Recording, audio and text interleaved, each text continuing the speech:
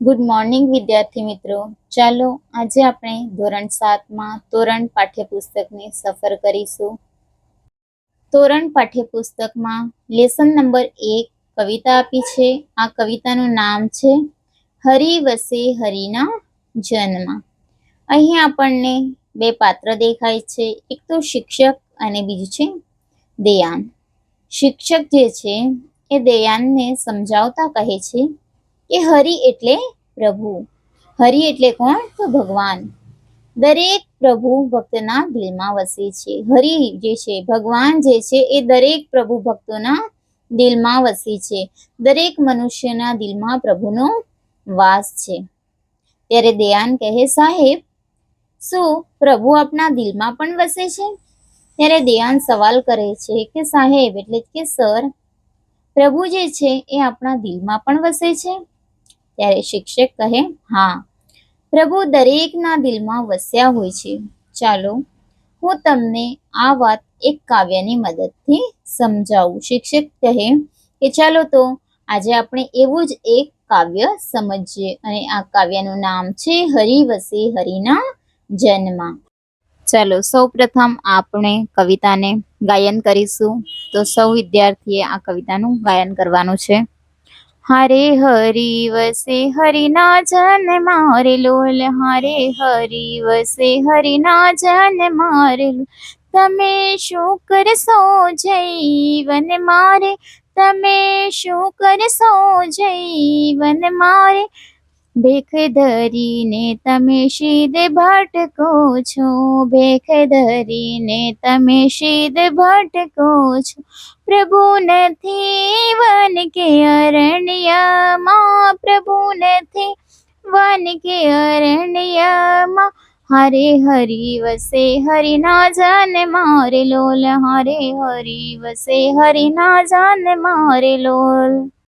કાશી જાઓ ગંગાજી નાઓ, તમે કાશી જાઓ ગંગાજી નાઓ. પ્રભુ નથી પાણી કે પવન મારે, પ્રભુ નથી પાણી કે પવન મારે. હરિ વસે હરિના જન્મ રે લોલ, હરિ વસે હરિના જન્મ રે લોલ. કરો ને ભલે જે જ્ઞાન કરાવો, જોગ કરો ને ભલે જે જ્ઞાન કરાવો. પ્રભુ નથી હોમ હવન મારે, પ્રભુ નથી હોમ હવન મારે. હરિ વસે હરિના જન્મ રે લોલ, હરિ વસે હરિના જન્મ રે લોલ. બાઈ મીરા કહે પ્રભુ ગિરધર નાગર, બાઈ મીરા કહે પ્રભુ ગિરધર નાગર. હરિ વસે હરિના જન્મ રે લોલ, હરિ વસે હરિના જન્મ રે લોલ.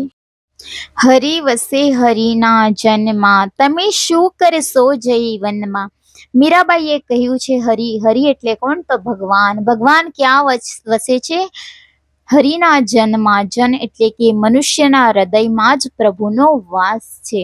તમે શું કરશો જૈવનમાં. વન એટલે કે જંગલ. જંગલમાં પ્રભુની પ્રાપ્તિ કરવા માટે જવાની જરૂર નથી. મીરાબાઈ કહે છે કે વનમાં જઈને ભક્તિ કરવાની જરૂર નથી. ભક્તિ તો મનુષ્યના તનમાં જ રહીને, હૃદયમાં જ રહીને ભક્તિ કરવાની છે.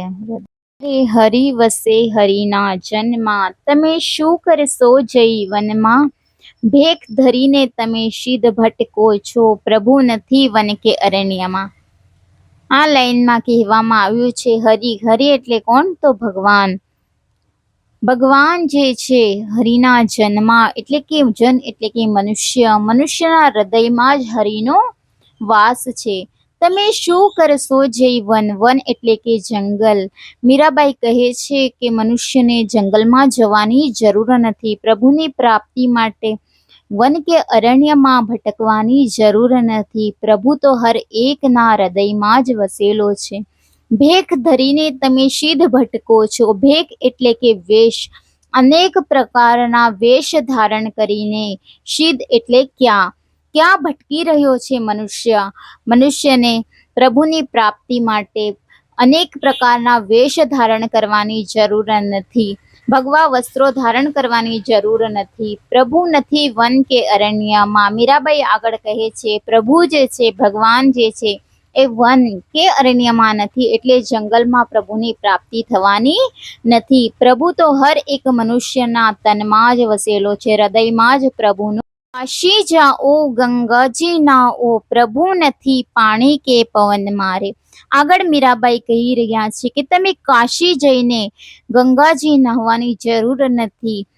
ગંગા નદીને પવિત્ર નદી કહેવામાં આવી છે, એટલા માટે જ મીરાબાઈ કહે છે કે કાશી જાઓ કે ગંગાજી નાહો. કાશી જઈને ગંગાજી સ્નાન કરવાથી પ્રભુની પ્રાપ્તિ થવાની નથી. પ્રભુ નથી પાણી કે પવન મારે. પ્રભુ જે છે એ પાણીમાં કે પવનમાં આપણને મળવાના નથી, પરંતુ પ્રભુ જે છે, હરિ જે છે, હરેક એકના મનુષ્યના તનમાં જ પ્રભુનો વાસ છે. યોગ કરો ને ભલે જગન કરાવો, પ્રભુ નથી હોમ હવનમાં. આગળ મીરાબાઈ કહી રહ્યા છે જોગ કરો કે યોગ કરો તમે, જગન એટલે કે યજ્ઞ, તમે યજ્ઞ કરાવો, પ્રભુ નથી હોમ હવનમાં.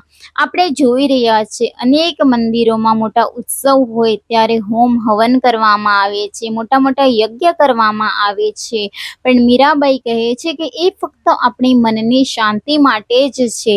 પ્રભુની પ્રાપ્તિ હોમ હવન કરવાથી કે યોગ જગન કરવાથી આપણને પ્રભુની પ્રાપ્તિ થવાની નથી, પરંતુ પ્રભુ જે છે હરેક એકના મનુષ્યના તનમાં જ પ્રભુનો વાસ છે. મીરા કહે પ્રભુ ગિરિધર નાગર, હરિ વસે હરિના જન્મા.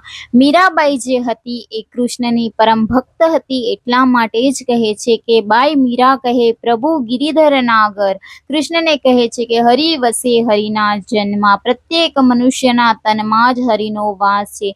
પ્રભુ જે છે એ કણ કણમાં બિરાજમાન છે. એટલા માટે જ આ કવિતામાંથી આપણને એ બોધ પ્રાપ્ત થાય છે કે ભક્તિ આપણે કરી રહ્યા છીએ, પ્રભુને આપણે શોધી રહ્યા છીએ સીમિત જગ્યામાં.